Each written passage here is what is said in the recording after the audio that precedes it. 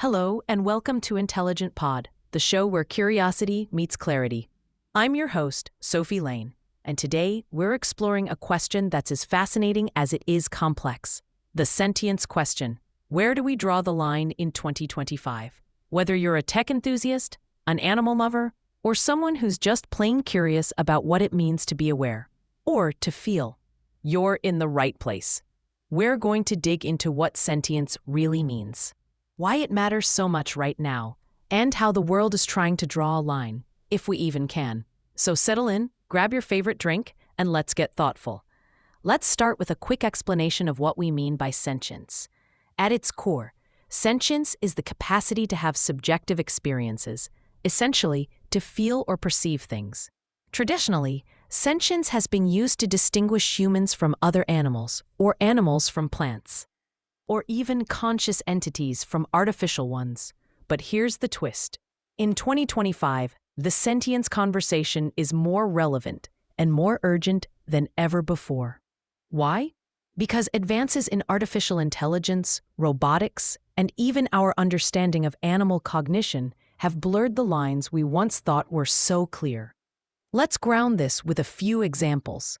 In 2020, the United Kingdom legally recognized certain animals, including octopuses and lobsters, as sentient beings. That means their welfare must be considered in law. Fast forward to 2025, and we're seeing similar debates about the rights of advanced AI systems. Think chatbots, virtual assistants, and even robotic pets. There was that viral story last year about a child who developed a deep attachment to a home robot, grieving when it was decommissioned. And in Silicon Valley, some engineers argue that their advanced language models are displaying signs of self-awareness. So, the question, where do we draw the line? When do we decide a being or a machine is sentient enough to deserve moral consideration or even rights? Let's explore a few perspectives. First, the psychological perspective. Humans are wired to recognize agency and emotion in almost everything. This is called anthropomorphism. Think of how we name our cars or talk to our Roombas. Psychologist Nicholas Epley notes that anthropomorphizing is a natural way for us to connect with the world. But it can also lead us to overestimate the inner lives of things that don't actually have feelings, like computer programs or robots. Still, as AI gets more sophisticated, it's getting harder to distinguish between clever programming and real emotion. Now, the scientific viewpoint. Neuroscientists have long searched for the biological basis of consciousness. For animals, sentience is often linked to the presence of a complex nervous system, a brain that can process pain, pleasure, and perhaps even thoughts. That's why octopuses and elephants are considered sentient, but earthworms are not. But what about digital brains? In 2022, a study out of MIT proposed criteria for artificial sentience, including the ability to learn, adapt, and even experience a form of digital suffering. While this is still controversial, it's not science fiction anymore. Let's shift to the cultural angle. Different societies draw the line in different places. In India, cows are seen as sacred and deserving of special protection. In Japan, there are Shinto shrines for inanimate objects, believing that everything, even a broken doll, has a spirit. In the West, the conversation has shifted quickly from animal rights to digital rights. In some online forums, people are already debating whether AI-generated art should be protected or even if AI artists deserve compensation. Here's a real-life anecdote I find particularly striking.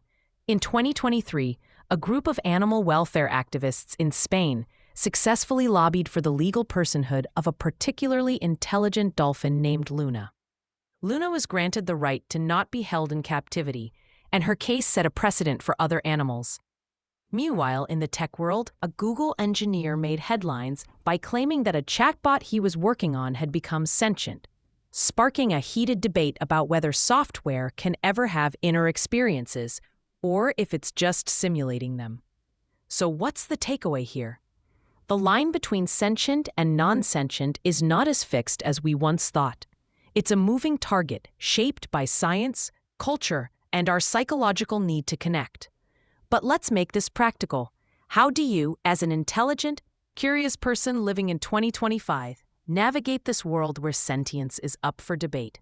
Here are a few actionable ideas. 1. Stay informed, stay critical. Not every claim about AI sentience or animal consciousness is grounded in evidence.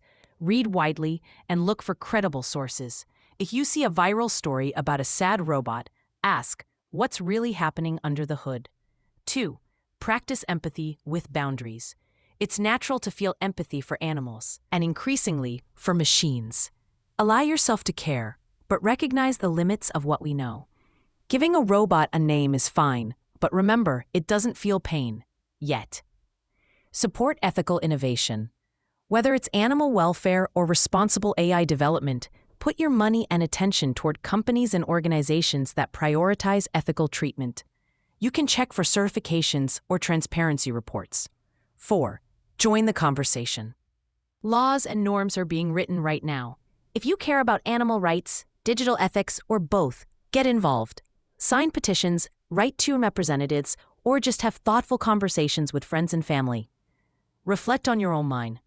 Where do you personally draw the line? Is it at mammals or all animals? Do you think machines could one day deserve rights? Your beliefs matter, and they'll shape the future. Let's recap. Today, we explored the sentience question. Where do we draw the line in 2025? We looked at the psychological urge to anthropomorphize, the scientific quest for consciousness, and the cultural factors that shape our views. We talked about real court cases, viral news, and the very real impact these decisions have on law, technology, and daily life. Here's my closing thought. Sentience isn't just a scientific threshold. It's a reflection of who we are and how we relate to the world around us. As we move further into an age of smart machines and growing knowledge about animal minds, drawing the line will require both wisdom and humility. The important thing is not to have all the answers, but to keep asking thoughtful questions. Thank you so much for listening to Intelligent Pod. If you enjoyed today's episode, please leave us a review. It really helps other thoughtful listeners find the show. For show notes and more resources, visit intelligentpod.com.